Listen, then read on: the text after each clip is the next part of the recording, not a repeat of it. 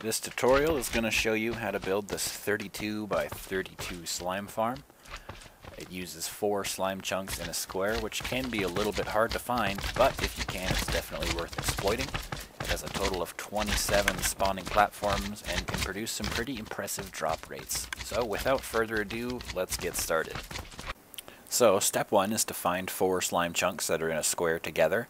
If you know the seed that you're playing on, you have a couple tools at your disposal to help make that a lot easier.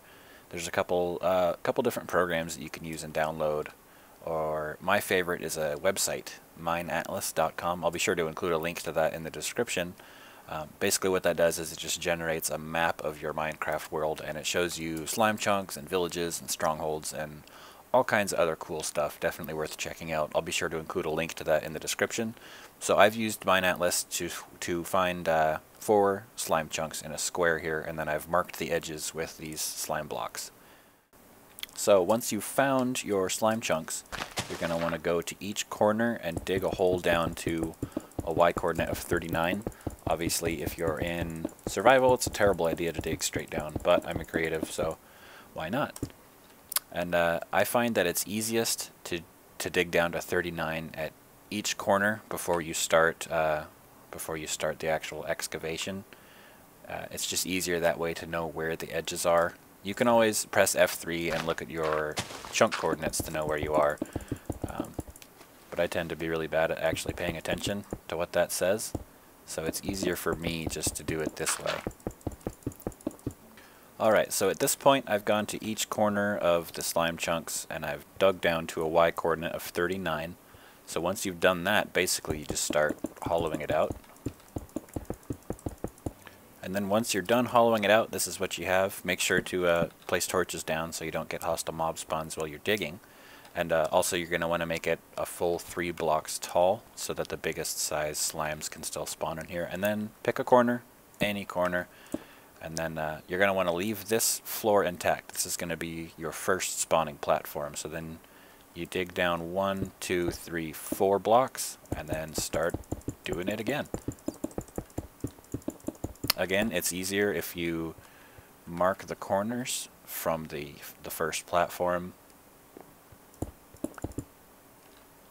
And then once you have that done, you go around and do the boundaries. Really, you can do it any way you want. That's just how it's easiest for me.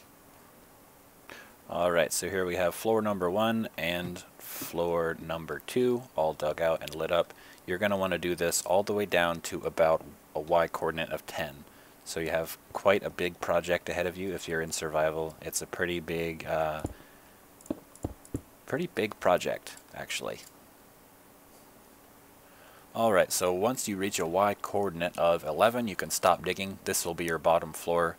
It's basically going to be completely covered in water. It's going to push the slimes into a drowning mechanism, which is going to kill them and collect the slime balls. So you should have a total of 8 floors, including the bottom, which means we're going to have 7 platforms for the slimes to spawn on. So we're going to start making the platforms now. So basically the way this works is you're going to want to fill in any cracks from caves that you dig through, or creeper explosions or anything like that. And also, if you find any caves as you're digging, which I'm sure you will, you're going to want to go through them, light them up so that no mobs can spawn in there, because that will affect your spawn rates in the actual slime farm. Alright, so once all the holes in the floors are patched up and all the caves have been walled off and lit up and stuff like that, you can start turning the floors into the spawning platforms. I like to wall everything off with solid stone, replace all the granite and stuff like that. That's purely a cosmetic choice. You totally don't have to do that if you don't want to dedicate the time to doing it. I just like all the things I build to be pretty. But anyway, for the spawning platforms, you're going to want to have a 3 block gap between the edge of the platform and the walls. For all of the walls, you're going to want to go around and punch out 3 blocks. And you're going to want to do this for every floor on the way down. Alright, so once you got a 3 block gap between all the edges of the platforms and the walls, and you've made everything pretty if you want to, again, you totally don't have to, you could just completely call it quits right here as far as the platforms go. Everything will work just fine. I've actually found that I get slightly better results though if I take each platform and divide it into 4 smaller platforms, it's a little bit less space for them to spawn on, but it seems like the extra space that for them to fall through more than makes up for it. So the way you want to do that is just to find the middle of one edge, and then you're going to want to make a cut that's 4 blocks wide, and you basically just want to punch that all the way through to the other side, and then you'll do the same thing in the opposite direction, and that should divide the platform into 4 small platforms, and then you want to do that for all of the platforms all the way down. Now that the platforms are all divided, we need to light them up. Torches are actually not the best way to do this, since the torches actually occupy this airspace above the block. The game doesn't consider this right here a high enough space to spawn a slime in, so that'll actually hurt your spawn rates very slightly. The most efficient way to do it is actually to use jack-o'-lanterns. Jack-o'-lanterns are the only solid block that emit light. The only weird thing is you can't actually place a jack-o'-lantern on the side of a block. You have to have a block underneath it. So it's kind of a pain in the butt, and if you ask me, the difference in the spawn rate doesn't make it worth it. So I'm actually going to use sea lanterns. They emit the same light level as far as I know, but the game actually treats sea lanterns as an opaque block, which means a mob can't spawn on it. And I'm fine with that. It's a huge pain in the butt putting jack-o'-lanterns in every single corner, and I like the way the sea lanterns look better. If you don't have sea lanterns, you can use glowstone, or you can just put a torch on each corner. It really doesn't make a difference.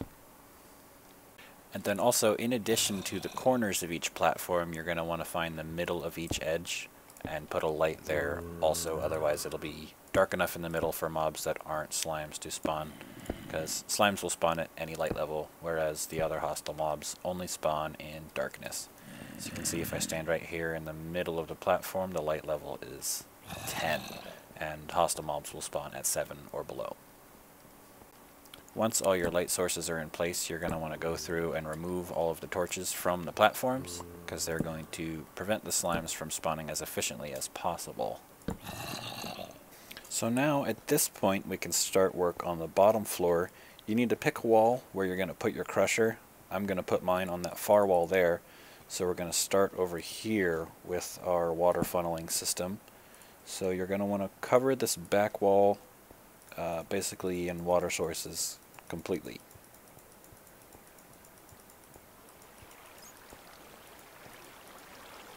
And then once that's done, it should flow 8 blocks out.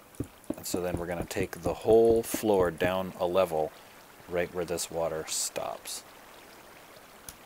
But then once the whole floor is dug down one more level, you want to do it again. Just put one water source at the edge.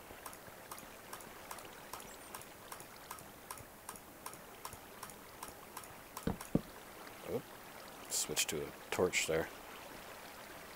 And I missed a spot down here. And then one more time, we want to dig the whole floor down one level at the edge of the water. And then once more, another layer of water sources. And then dig the floor down 1 block again at the edge of the water.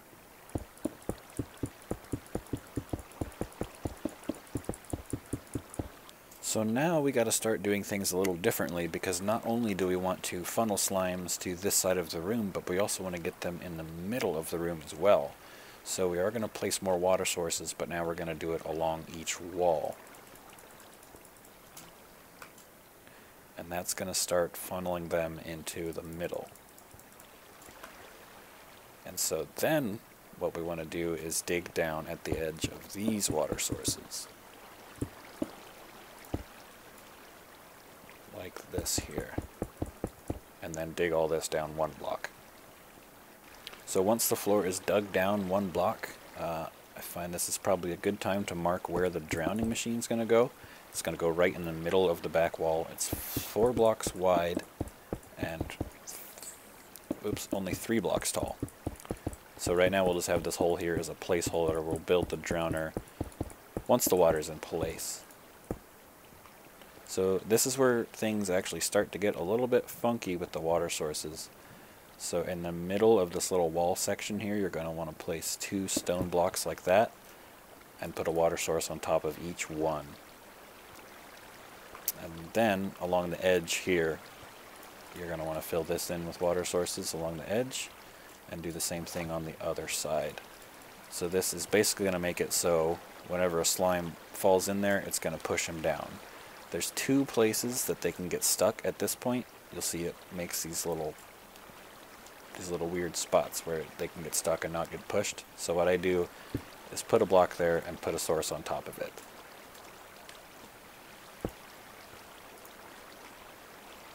And that basically makes it so that no matter how they get pushed in, they get funneled right there to the drowning spot. There's no still areas where they can get stuck. They all get pushed into the drowner.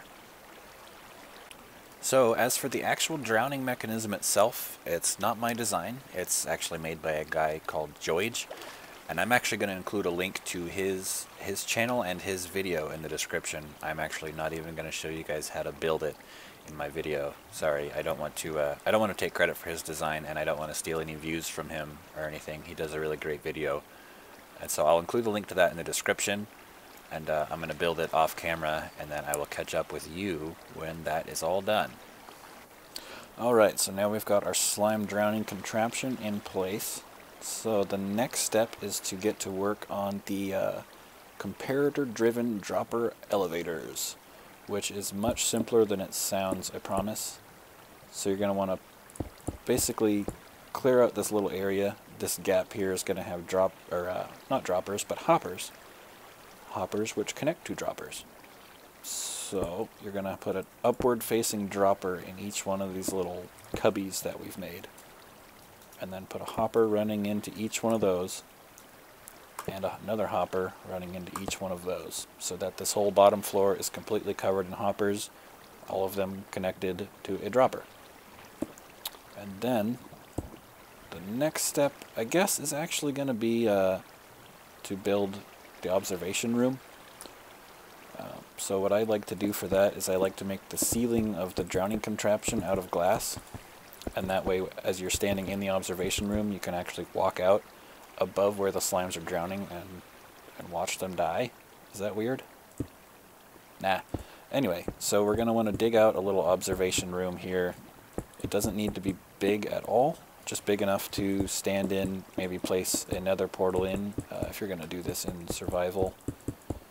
Put another portal in there so that you have, a fast way to travel. And then what I did in my survival world is I actually made a window like this in the wall, and I dug it all the way up to the ceiling so that if I stand here I can see the entire farm from top to bottom. And that's really cool, actually. So I'm just going to dig this room a little bigger, and then I'll check in with you when that's done. So I went a little overboard digging out the observation room.